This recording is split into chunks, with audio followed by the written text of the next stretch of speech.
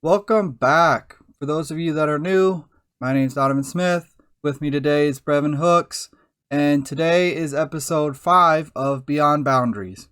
And today's episode starts a series of episodes throughout this summer of looking at each NFL division and kind of talking about what's the floor and what's the ceiling of each, and then giving our predictions on how each division will finish. Um, Today we are starting with the North Division, so the AFC North and the NFC North. And our first team up is my Cleveland Browns. So I'll start with kind of giving my outlook on the roster and on this upcoming season. We've kind of talked a little bit about this team quite a bit, a lot of these teams actually. But I think a lot hanging on this season is pretty much all on Deshaun Watson's shoulders. We've talked about it. They have a stacked roster top to bottom. You look at this offense. I mean, if Nick Chubb comes back healthy, he was top, probably the second best running back last year. And on his career, he has the most yards per carry on his career. He's behind one of the best offensive lines in the NFL. They've upgraded weapons with like a Jerry Jeudy. You hope Cedric Tillman can kind of make that jump. And David Njoku finally came into his own last year. So you hope he can kind of double down on that. This entire offense is built perfectly. We've brought in a new offensive coordinator for Deshaun Watson to run an offense that's more fit for him. But like, this is kind of the last year of no more excuses, right? Like, stay healthy. You should have the rust knocked off now from those times when you were away from the NFL. Like, you have to be able to perform with this offense. And then when it comes to the defense, I mean, number one defense last year, and I really think all we did was just get better. We brought back Zadarius Smith. We kind of brought back our entire D-line. We have JOK, who's one of the best linebackers in the NFL. We brought in a Jordan Hicks and a Devin Bush, so that should really help. And then our secondary is still here, and hopefully it can stay healthy. Last year it was a lot of, we only had 2 of our 3 corners, or we only had 1 of our 2 safeties. And it really became this revolving door, but it actually helped us find people like Rodney McLeod and Ronnie Hickman to kind of prove that they are guys that can get minutes. So if that does come down to it, those are 2 guys I do definitely believe in playing. Dustin Hopkins was great. We finally didn't have a terrible kicker. In previous years, you just kind of always expected the kicker was going to lose you at least 2 games, and I don't feel that way this year, so that's really great.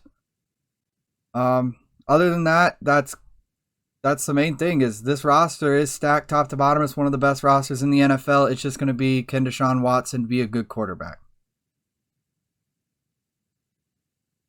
To build off of that, I agree with a lot of things you said.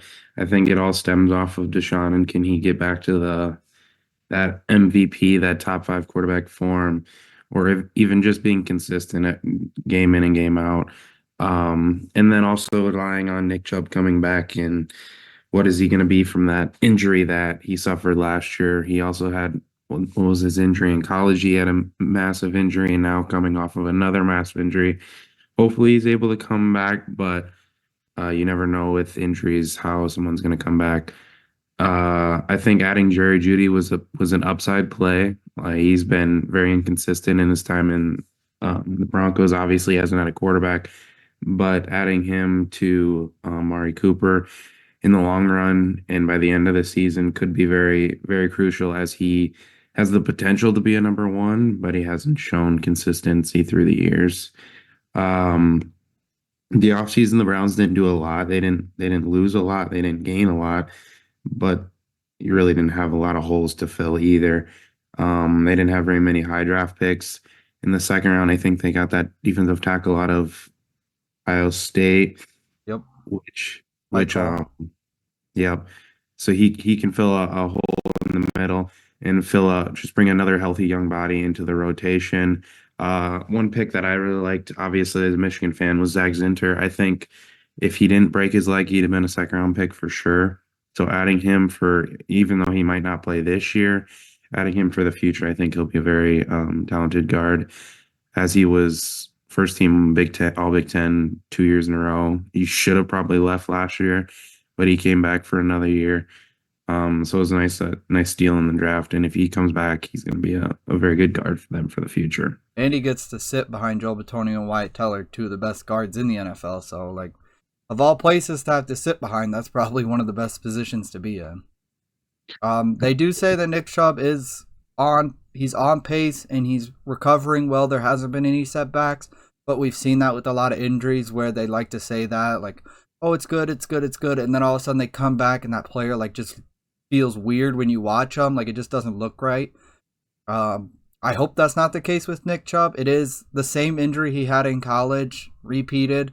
That's kind of scary when you have, like, a severe injury and then you have it twice. That's kind of nerve-wracking. But if he came back from it once, I have faith that he'll be able to do it again. So, the next team in this division that we're going to talk about is the Pittsburgh Steelers. In this division, I think this is one of the most interesting teams in terms of this offseason and kind of where they stand out in terms of last year to now. Offensively, they brought in Russell Wilson, they brought in Justin Fields, they got rid of Kenny Pickett. So Russell Wilson starting the year, does he finish the year as the starter? I think as long as he doesn't implode and have like a terrible season, I think he's pretty safe as that starter. Even if they don't do great in such a hard division, I don't think he gets kicked out. You have a two-headed monster of Jaylen Warren and Najee Harris, which is probably one of the better backfields in the NFL right now. Very thunder and lightning if Najee can get back to that rookie year Najee. I mean, there was this last year especially where he just, like, pretty much everyone was just saying, like, we just want Jaylen Warren to carry the ball. By the end of last year, everyone was kind of sick and tired of Najee. And then those last couple games, he kind of picked it up. So you need Najee to be that same way the entire year, and you'll have a really great backfield. You have a weapon like Cordell coming with Arthur Smith is huge. Your wide receivers are interesting, right? You have George Pickens, who's proved that he can be a number one. And then you have Van Jefferson and Roman Wilson, who I think in their own are decent wide receivers, but if you're saying that your number two receiving threat is Van Jefferson, I don't know how comfortable I feel with that, but you do have a tight end in Pat Freiermuth who can kind of take that pressure off and kind of be that number two receiver. He's a stud. He was hurt last year.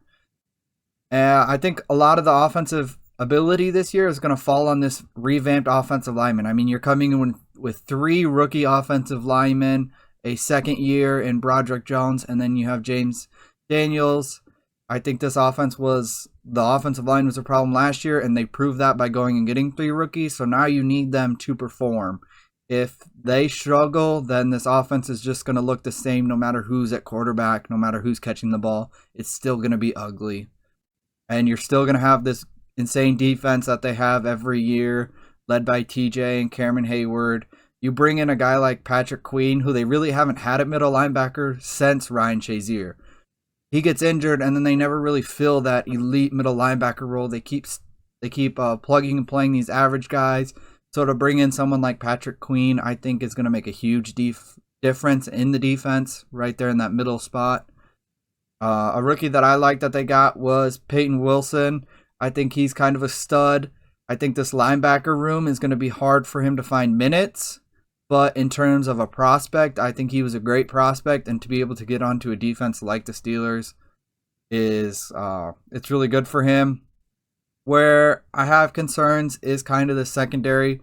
DeShon Elliott, I don't think he's bad. I think he'll hold his own, but in terms of standout play, I don't think the secondary is the best, especially Dante Jackson. He kind of had a rough year last year, and that's kind of how he ended up on the Steelers. So will he kind of come around? And then now Joey Porter's your number one for sure. And people are going to attack him because the Steelers aren't really going to adjust. I don't see them giving help versus some of these elite guys, at least consistent double teams. So Joey Porter's going to be on an island against these top guys, and it'll be interesting to see how he plays in terms of that.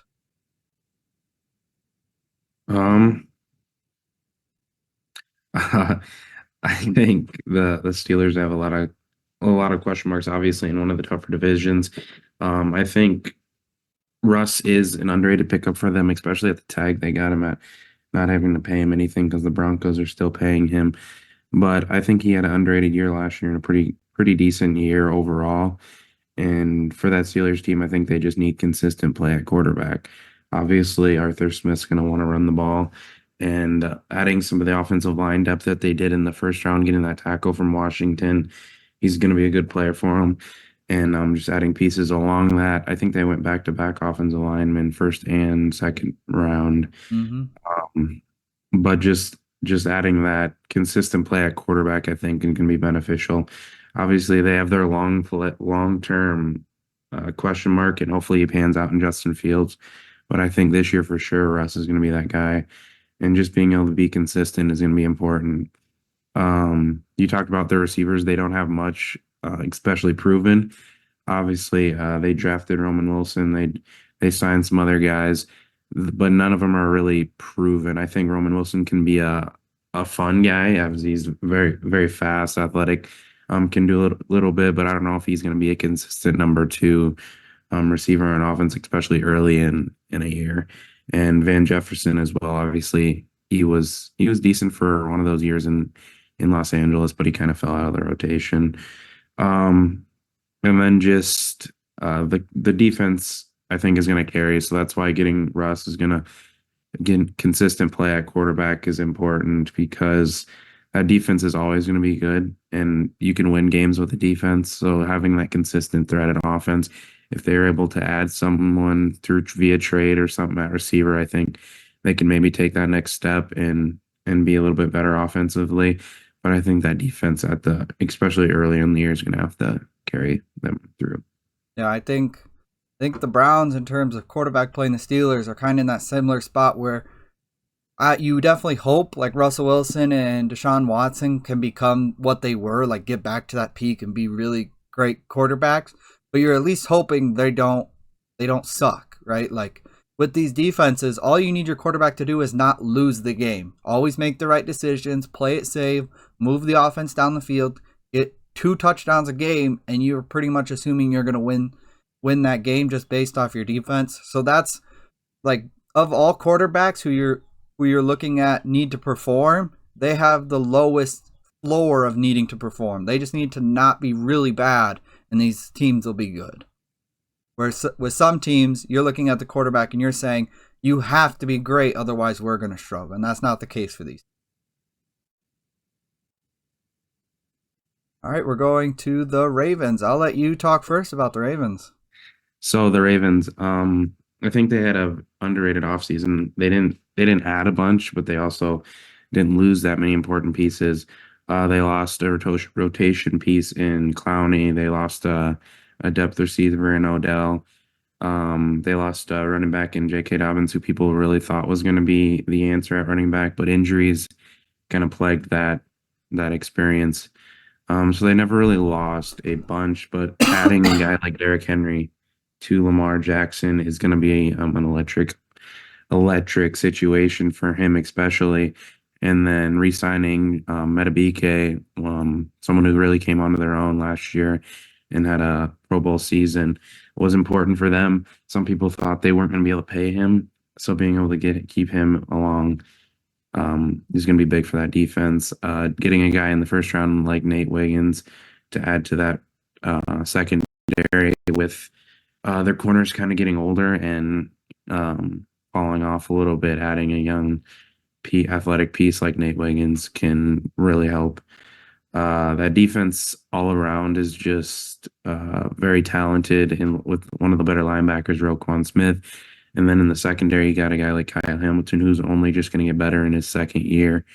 And then that defensive line, there's just so many rotational pieces that you can rotate 3 and 4 and 5 guys, and you're going to get the same results. They obviously lost their defensive coordinator, so hopefully they're not able to take a step back, but they brought in someone who's under the same tree as the one they had in the past. So I can imagine he's just going to take that defense and continue to grow on what McDonald had in the past. On offense, I think they finally figured out some weapons for Lamar at receiver. Uh, so they're just going to continue to grow in that department. I think they lost one of their offensive linemen. Didn't they lose Zeitler? If I can't remember, he's the name I'm thinking of. Yeah, they lost someone. They lost Zeitler, I think it is. So replacing him with someone they picked up is going to be valuable. But in that offense, they're more of a smash mouth, and adding Derrick Henry to that is going to be very beneficial in that division as well. Yeah. This is one of the toughest divisions in the NFL.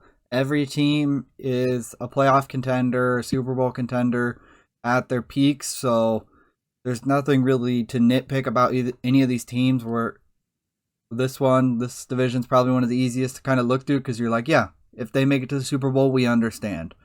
Um, in terms of the Ravens, I think it'll be interesting this year defensively. I think they kind of lost a couple pieces and got a little bit younger. And with the new DC, we might see them early in the year kind of stumbling a bit and not being at that peak form. But by the end of the season, most of these top defenses, these top coaches, whether it's offense or defense, are going to have their units ready by playoff time. So that's less of a worry. But early in the year, you could, as a Ravens fan, you could maybe see your team stumble a bit. Especially in this division when you have some early division games where it's a heated rivalry. The team you're playing is really good. You might drop a few that maybe last year you wouldn't have dropped. I think a big cushion on that is going to be Derrick Henry and Lamar. I think that's going to be a nightmare for offenses to stop. It's going to be this offense. It's going to be tough to watch if you're not a Ravens fan. If you're not a Ravens fan and your team's playing them, I think you're going to be annoyed by the end of the game. It's going to be some ugly old-fashioned football. But that's what the Ravens have built themselves off of, so they're definitely not shying away from it. Our last team in this division is the Bengals. I think the Bengals lost a little bit more than a lot of teams in this division, but I think they had a pretty good draft to fill a lot of the holes. They lost running back Joe Mixon, DJ Reader, Chidobe Awuzie. I think the biggest loss would obviously be Reader. I think Mixon fell off a little bit last year, and they didn't really replace him with a proven guy, but a guy like Zach Moss can come in, and I think it's going to be more of a backfield by committee, especially in that offense, which I think Zach Moss had a pretty good year last year, so I think he's going to be a pretty good piece for him. He's just not that big name guy like you would hope they would replace Joe Mixon with. In the draft, they were able to add offensive tackle Mims. They were able to get Chris Jenkins, my Michigan guy. I think he's going to be pretty good to kind of replace DJ Reader. He's not the run stopper Reader is, but I think he's a better pass rusher. They got the receiver out of Bama. And then another piece that I wanted to talk about was tight end Eric All from Iowa. Obviously, there's so many good tight ends in the NFL from Iowa. And I think Eric All, if he didn't tear his ACL, he'd have been a way higher draft pick. So being able to get him later in the draft and adding him to an offense with the electric weapons they have on the outside, getting a tight end that is athletic as Eric All into the middle, I think could be very good for the Bengals offense. I don't think he'll play right away, but I think by the end of the year, maybe even into next year, he'll be a piece for them. I picked him up in Dynasty, so I'm kind of praying on that aspect as well. Obviously, there's a lot of question marks at receiver with Higgins. He's not got his contract yet.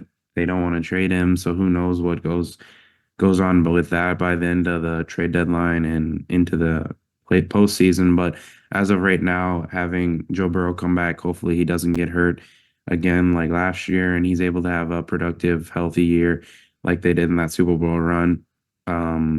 Obviously, with Jamar Chase, Higgins, and Joe Burrow, you're automatically going to have one of the best offenses in the NFL. Adding some offensive linemen to keep Joe Burrow upright is important for them, and I think they're going to be a lot better this year, especially if Joe Burrow stays healthy. Yeah, my biggest concern for this Bengals team is in division.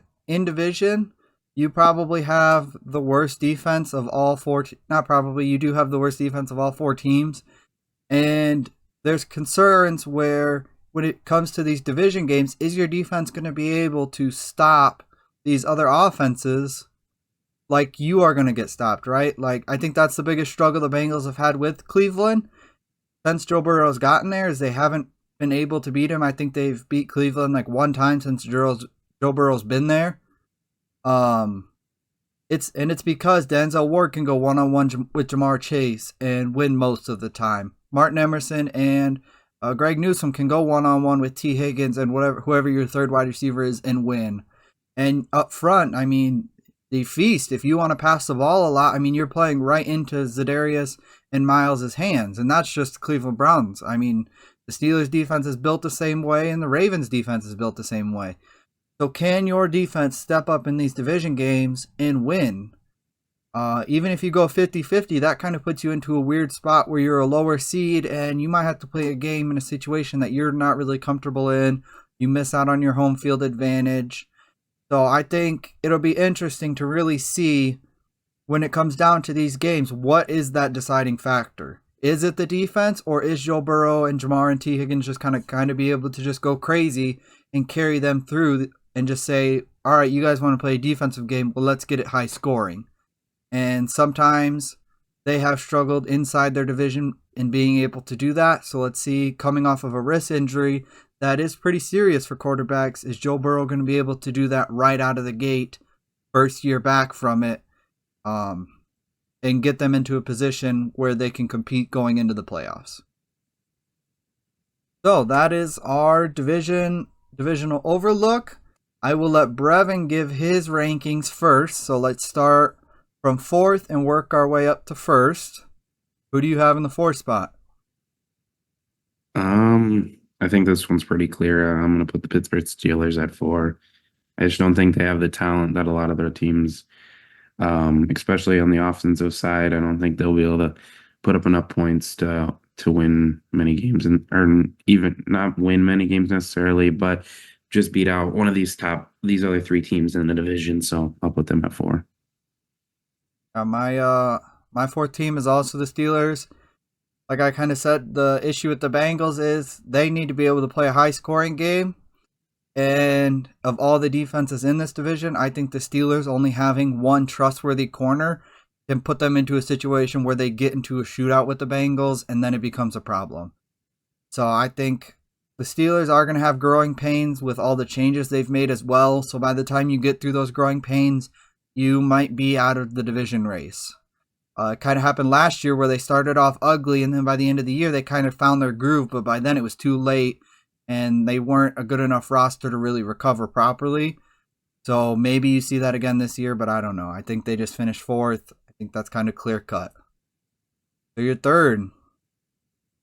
I think you could really argue any of these other 3 teams at 3, 2, and 1.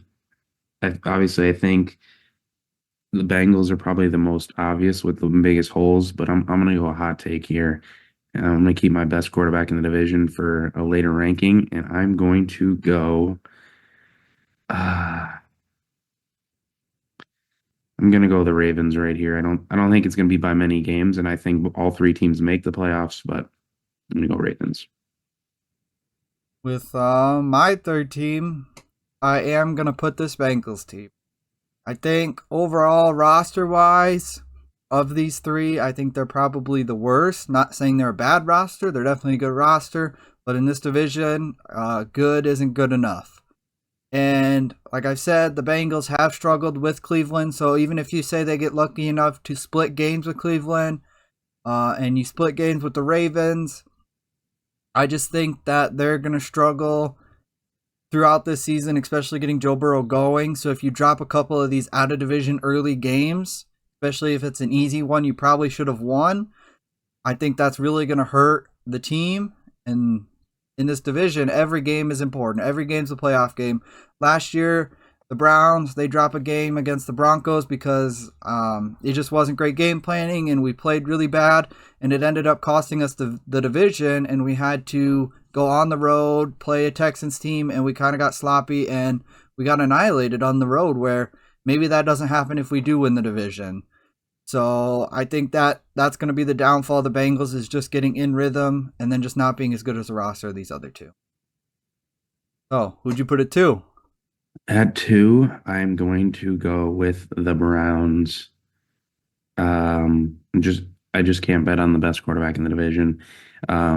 It's kind of like the Chiefs. They're not as good everywhere else, but if you have the best quarterback, you're always going to have a fighting chance.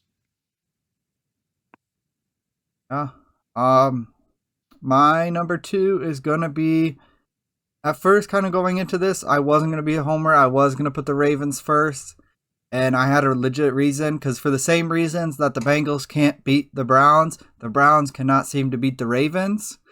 But this year of all years, I think that we might be able to change. And there's kind of two keys to that: Jordan Hicks and Devin Bush.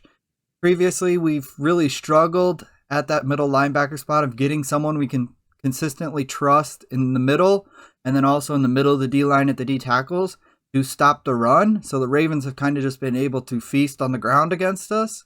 But this year, I think it may be different. We got our D tackles back, and now we actually have two linebackers that I really trust in the game, in the run game. So I think we might be able to pull it out against them. So I am putting the Ravens at number 2, and I am putting the Cleveland Browns at number 1. I think it'll be close. Like we said, I think all three teams, these top 3 teams, will definitely make the playoffs. But it just kind of depends on who's going to get that home field advantage and who's going to be wildcard teams. All right, we move on to the NFC North now. And our first team up for that is the Minnesota Vikings. So I'll start with the Minnesota Vikings. Right, the quarterback is what's going to be the interesting story, I think, for the Vikings this year. Not necessarily a playoff push, but more than likely keeping an eye on that situation. Sam Darnold's play, but also kind of watching for when is JJ going to be ready to step into that starter role, because I think all Vikings fans know that Sam Darnold is just the filler. So I think a lot of their hope this year is just going to be watching and waiting for JJ's appearance. I think you have a very good roster around Sam Darnold. I think he'll be able to perform well. I don't think they'll struggle with him, and I think that's why he'll be able to finish this season as the starter unless they get eliminated from the playoffs, say, week 14, and they feel JJ's ready to kind of get some reps with those games that don't really have an impact. Then I could see that. But in terms of meaningful football games, I think Sam is going to play all of them this year, barring an injury. You have some great weapons in Aaron Jones coming from the Packers, and JJ and Jordan Addison. I think those are real great weapons, along with someone like TJ Hawkinson, who is one of the best tight ends in the NFL. So I don't think you're going to lack there. And with a play caller like McConnell, I could see this offense still performing well.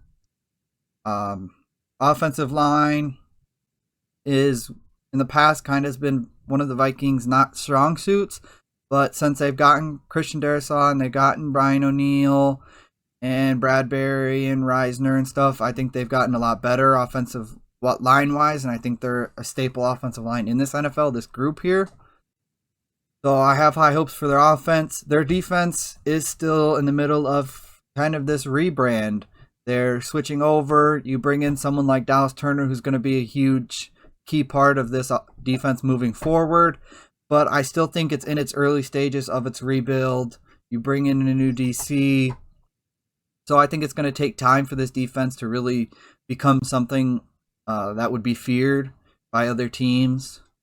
So just with this defense and the offense being led by Sam Darnold, I could see this team being average, but I wouldn't hope for playoffs. But I also wouldn't expect, if you said the Vikings were picking in the top 5, I would kind of be surprised. I don't see that being their floor. I agree. I think the Vikings had a very good offseason. They obviously lost some big names in Danielle Hunter, Kirk Cousins, some smaller names like KJ Osborne, but they replaced a lot of them. Obviously, you didn't really replace Kirk Cousins for this year, but they replaced a lot of the other ones like a Jonathan Greenard, who had a good year last year with 12.5 sacks. when I looked up, I think he actually had a better pass rate, win rate than Danielle Hunter, and he's 3 years younger. So getting a little younger for someone that you can play long term instead of someone you're just playing for 1 year was good for them. Adding Andrew Van Ginkel as well. He played under, or you think he was drafted under the defense coordinator that Minnesota has now. So getting him along with Aaron Jones, some reason I don't know why the Packers let go of him, but he's a very when he's healthy, I guess he's a very solid running back in the league, and I think he's going to be very good weapon for them this year as well. I think they hit a home run in the draft. Obviously, a lot of people thought they were going to have to trade up to get a quarterback, and then to be able to sit tight and keep your later pick and still get one of the top four quarterbacks was very beneficial for them. And then for a top 10 pick to fall all the way to them again in Dallas Turner was impressive as well. I also wanted to name the Kyrie Jackson, the fourth round corner they drafted out of Oregon. I think he's going to be a big time player for them in the future. And like you talked about, I think Sam Darnold's obviously going to start the year. I honestly think, I'm hoping by later in the year, like week 14, like you talked about, JJ gets that job because I just don't think they're going to be in playoff contention. So give him some time to learn and then just give him the last few games to get some reps. Could be something that the Vikings do, and it would be beneficial for JJ's development instead of just giving him no reps all year and then expecting him to start next year with no reps. He's going to have some growing pains. So giving him them last few games with no pressure, just to get out there and learn on NFL defenses could be very beneficial for them for the future.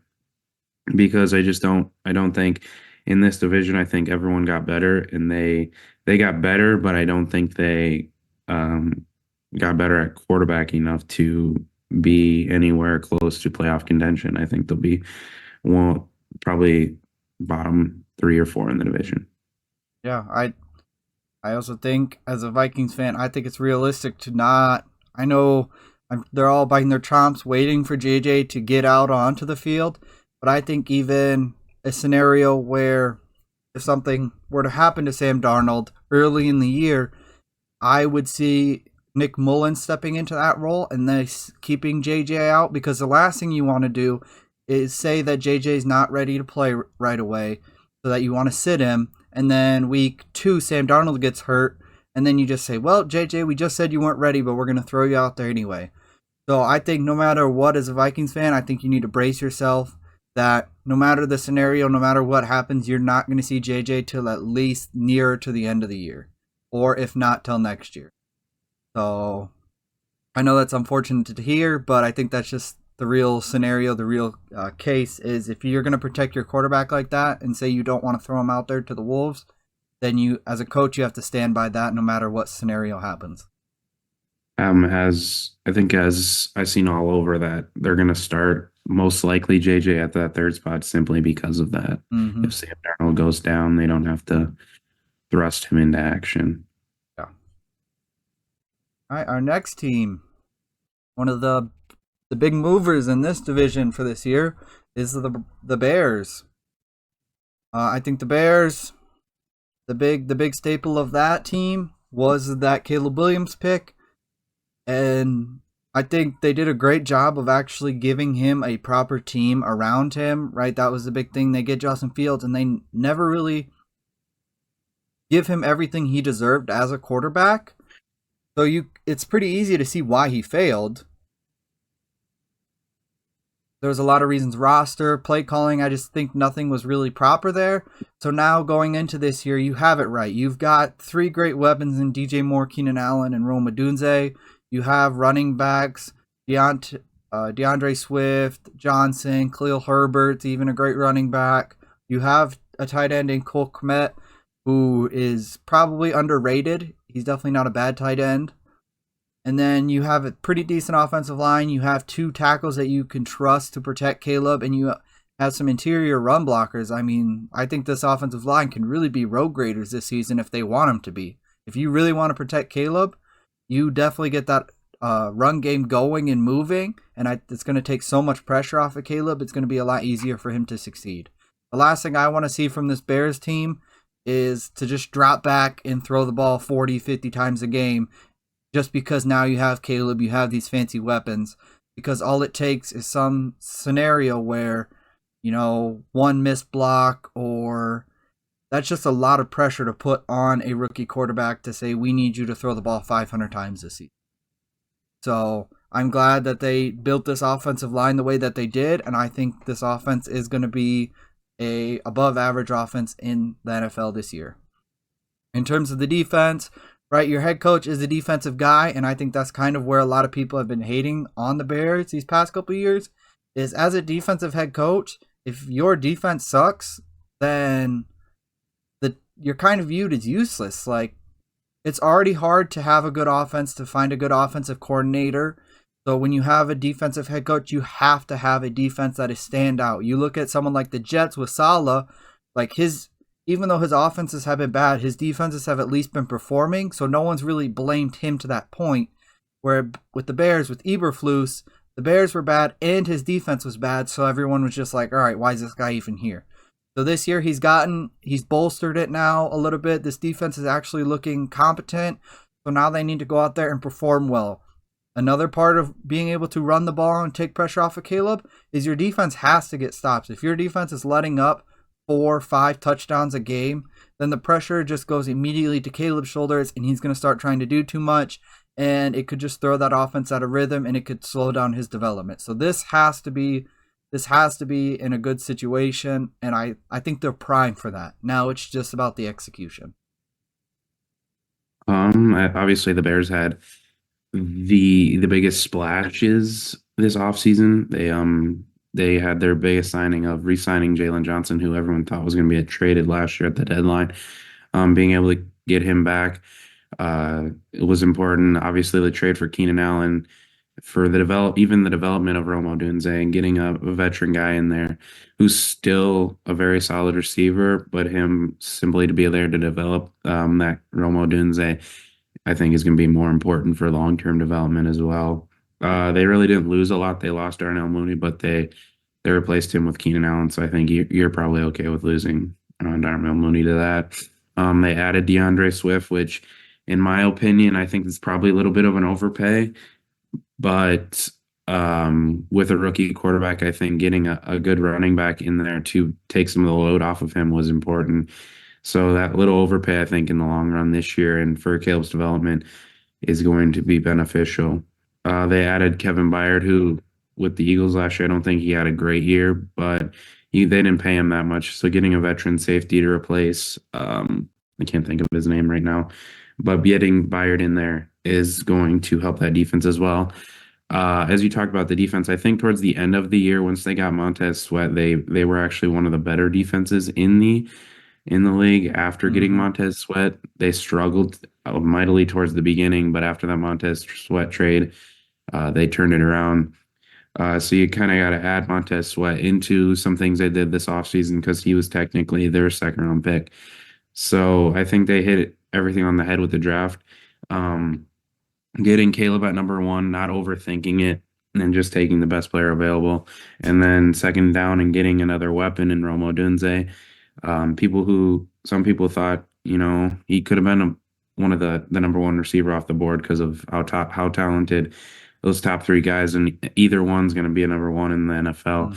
Getting him for Caleb as well is important.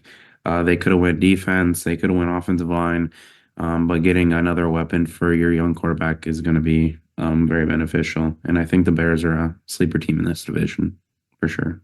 Yeah, Montez Sweat is huge. Having an elite pass rusher in the NFL makes defense so much easier. If you struggle getting to the quarterback in terms of pass rush, then systematically you have to make so many changes to your defense that it becomes a lot harder to consistently perform.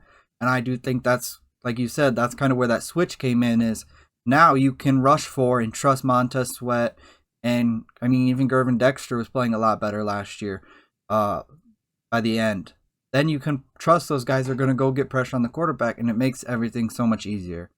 So I think he is one of those keys that kind of are overlooked because right when the trade happened, I think a lot of people kind of clowned him for that because I don't think a lot of people saw what Montez Sweat really could be, and they thought a second overall or a second round pick was a lot too much.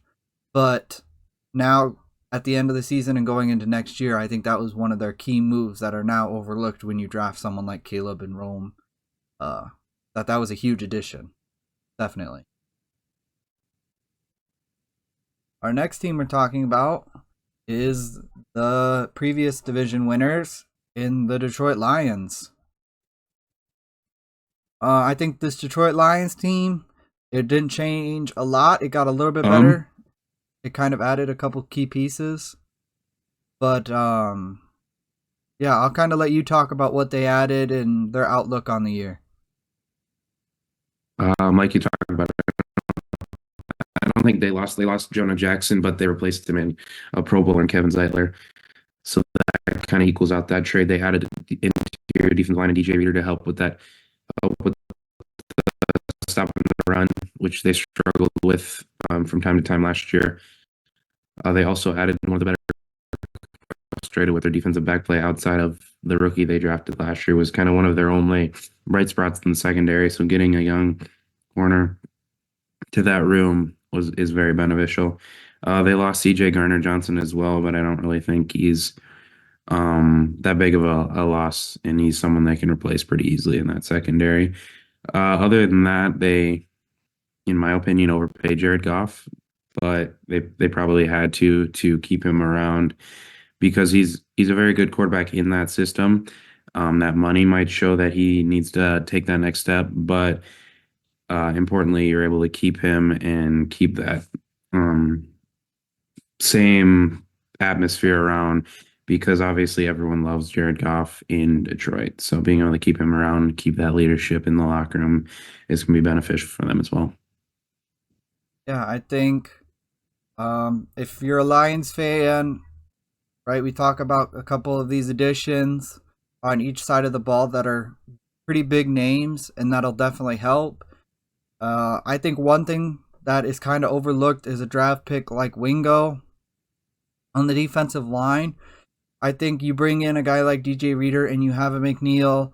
I think your up front is looking strong, but one key on third down is Wingo is someone that can come in and rush the passer. When you have Aiden Hutchinson and Davenport, you're going to get doubles, you're going to get chips to the outside, and if you don't have someone that can consistently win in the pass rush up the middle, then offenses can kind of get away with that because then you just single up on the interior and now you isolate those two outside pass rushers, which is something the Browns faced in their last year with Joe Woods, which would have been 2 years ago, was we had Clowney and we had Myles Garrett, but our D tackles were just kind of two random D tackles and they could not win in the pass rush. So Myles would just get triple teamed and then you would trip Clowney on the way out, and our two D tackles would never win a pass rep. So we couldn't develop any pass rush no matter how good your ends are. So having someone like Wingo there in the interior to come in and win those if the offense choose to attack your D line that way with two elite edge rushers is going to be kind of a key to watch out for this season. Is as you watch, the more pressure Hutchinson and Davenport get, someone like Wingo could kind of come onto the scene and be like this surprise to people that weren't aware of what he brought to the table. For our last team for this division is the Green Bay Packers. What you got for these guys? The stunners of the Cowboys. I think the Packers they didn't make that many moves, but the moves they made were very beneficial. Adding Josh Jacobs after losing Aaron Jones, adding Xavier McKinney to that secondary, and then addressing offensive line in the first round of the draft with Jordan Morgan out of Arizona. All three were very big pieces to add to an already young team that's looking to make that next step. I think one question that I had was Jordan Love's up for an extension. How much do you pay him? Hard. Because you got to pay him because he looks like that franchise guy, but also he's only really proven it for how many games? Half a season? Yeah, I mean, it it could. I mean, as a Packers fan, you probably hope that it works out, and it kind of looks like, based on history, that you extend him, and it probably does work out at least to a certain extent. But you could definitely be looking at a situation like a Daniel Jones, where he gets extended and then he immediately falls off that next season, and then you're looking at it like, well, we regret that 1,000%. So, and that's one of the issues with sitting these rookies a year or two on the beginning of their contracts is you really don't get to see what they're going to be long term. So you really have to play that. You kind of have to play the lottery there and hope that you've seen enough outside of live football games to trust to pay these guys $40 million a year. I mean, it'll be interesting to kind of see how the Packers go about it, because the Packers also don't like paying people. They're content with making people walk, but at quarterback, that's just something you can't do. So I think it's going to force their hand to extend him. Other than that, I think obviously their receivers are going to get better, are getting more experience. Their tight ends are going to get better, more experience. Their defense is a little older, but there's a lot of talent on that side of the ball. So I think they're going to be a problem in this division with the consistency that they have and some of the bigger names that they added as well. Yeah, I think, hearing from a lot of Packers fans, I think their biggest concern is the defense. There's always, like, coming into the year, there's high hopes with this defense, and they always seem to underperform whatever the expectation is. But the defense coordinator still sticks around. But I think this year, I think you really have a lineup on defense that is set to be one of the, I would say, I think this defensive ceiling is top 10. I mean, you have some great pieces, and you bring in people like Xavier McKinney, who was probably an overlooked addition to this defense, and you bring in Edgerrin Cooper at middle linebacker in the second round, who, I mean, as a Texas A&M fan, I watched a lot of him, and he is an absolute stud. And if you put him in the middle of that defense where you have people surrounding him in that front seven like Preston and Kenny Clark and Rashawn Gary, it's going to take a lot of pressure off, and he's just going to kind of be able to fly around the field and make plays. So I think your hope for this defense is definitely top 10. And near the end of the end of last year, when they made that playoff run, I think you kind of saw what this team can be. They weren't playing like that all year, and I think that's partly because of how young they actually are. I mean, you talked a little bit about it. I mean, all of your receivers are first or second year. Your tight ends were both rookies last year. It was Jordan Love's first year getting a full start. You had Aaron Jones, but he was hurt a little bit, so you kind of leaned more on A.J. Dillon. I think the youth was just kind of very evident last year in the Packers. So this year, getting another year under their belt and bringing in someone like Josh Jacobs, where you may think he's another one where it's like, well, maybe this team overpaid a little bit. Did they necessarily need to do that? No, but I don't see a negative in that move. I don't see it not working out for them. Josh Jacobs is a really great running back, and the more pressure you can take off of Jordan Love with someone like him, it makes the offense flow a lot easier. So I think everything considered for what the Packers finished last year, I think if you're a Packers fan, your hopes are up from what you did before, at least in terms of a season-long thing. You may end up in the same spot just because in the end there can only be two teams that make it to the Super Bowl, but your outlook on the entire season, I think you're going to feel a lot less up and down, and I think you'll be a lot happier with the week-to-week outcome of this team, or at least performance. So with that being said, we get to start with our fourth place team in the NFC North. What do you got? I think if no injuries happen, I think the Vikings are going to be fourth simply off of quarterback play and kind of being more of not even rebuilding, because their roster really doesn't need rebuilding, but just a year like the Chiefs had when Mahomes was a rookie. They're okay, but they're not a playoff contender. And then they take that next step when JJ becomes a starter next year. Yeah, I would also put the Vikings at 4. I just think it's going to take time for them to figure it out. Where I think these other teams have either gone through that figuring it out stage like the Packers did. Like last year was the Packers figuring it out stage, and the Bears should be in that. But I think the Bears have invested so much into Caleb being successful this year that I think they'll be able to outperform the Vikings when it comes to this season's performances. So your third place team. I think people are going to question this one, but I'm just not a big fan of this team or their coach as well. And I think they had a good year last year, but I think they're going to go back to their old ways this year, and I'm going to put the Lions at 3. A hot take. Oofta. My number 3 team is the Bears. I kind of talked about it, but the Bears and the Vikings I feel like are in a lot similar positions, but the Vikings are more of they're going to do it in practice, they're going to do it in the film room, and they're going to get JJ ready off the field. So they may move a little bit slower this year with Sam Darnold at the helm when it becomes in the wins and losses column, where I think the Bears have kind of bought into, well, we don't have time for Caleb to sit. Like, we need to be able to win games this year with them, especially with Eberflus's line on the job.